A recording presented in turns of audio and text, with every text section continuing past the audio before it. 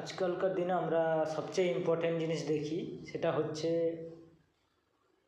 পড়াশোনা করার পর অনেকে চায় না আমি এই কাজ করব, ও কাজ করব, আমার পক্ষে এ কাজ নয় ও কাজ নয়।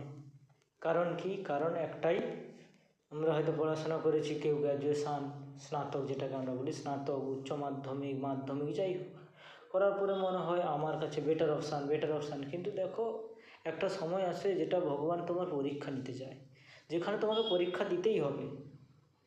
এবং তোমাকে অবশ্যই একটা ইম্পর্টেন্ট জিনিস, তোমাকে পরিশ্রম করতে হবে। এবার তুমি বলবে যারা দিনমজুরি কাজ করে তারা জীবনে সাকসেস হতে পারে, তারা তো সবচেয়ে বেশি পরিশ্রম করে। আরে ভাই, করে তারা পরিশ্রম, কিন্তু তাদের লক্ষ্য স্থির থাকে না। তাদের একটাই লক্ষ্য থাকে, আমি লোকের হয়ে পরিশ্রম করব, এসে ঘুমিয়ে যাব।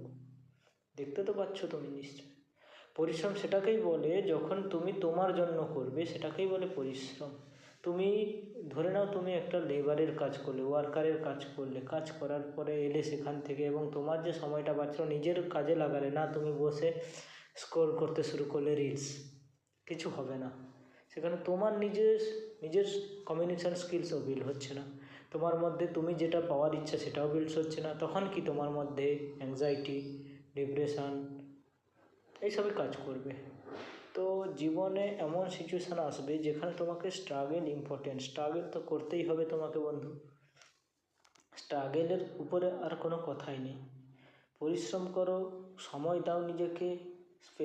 পেশেন্স বলে জিনিসটা, ধৈর্য যেটাকে আমরা বলি, ওটা অবশ্যই তোমার হওয়া প্রয়োজন। কারণ তুমি একদিন তোমার পরিশ্রম করে বলবে আমি সাকসেস পেয়ে যাব, আমি সফলতা পেয়ে যাব, কোনোভাবেই সম্ভব নয়।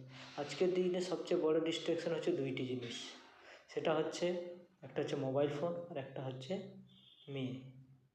মেয়ে বন্ধু। এই যে মেয়ে বন্ধু নামে যে বন্ধু, ওটা বন্ধু নয়, তোমার সবচেয়ে বড় শত্রু। তুমি যদি তার মায়া কাটাতে পেরেছ, এবং মোবাইলের মোহমায়া কাটাতে পেরেছো, এই দুটো মোহমায়া যদি তুমি কাটাতে পেরেছো, তুমি জীবনে সবচেয়ে বড় সুখী ব্যক্তি, সফল ব্যক্তি। এখন তুমি বলবে সুখী ব্যক্তি, দেখো সুখী ব্যক্তি তোমার কাছে প্রচুর টাকা, প্রচুর জায়গা, প্রচুর সম্পত্তি থাকলে সুখী ব্যক্তি হওয়া যায় না। তাহলে বিরাট কোহলি তোমরা জানো নিশ্চয়ই, অনেক টাকার মালিক, তাহলে সে কেন প্রেমানন্দ গুরুজি মহারাজের কাছে গিয়ে বলছে যে আমাকে সুখ দরকার, সুখের জন্য আমার কি প্রয়োজন? তখন তিনি কি বলেছেন? নাম জপ করো। তোমারও ক্ষেত্রে যদি এরকম সিচুয়েশান আছে যে যেখানে তুমি নিজেকে স্থির করতে পারছো না, সেখানে ভগবানের নাম জপ করতে পারো। ওনার মতে তোমার জীবন হয়তো ভরে যেতে পারে। এবং জীবনে এটা ভাবো না যে আমার অনেক বয়স হয়ে গেছে, এজ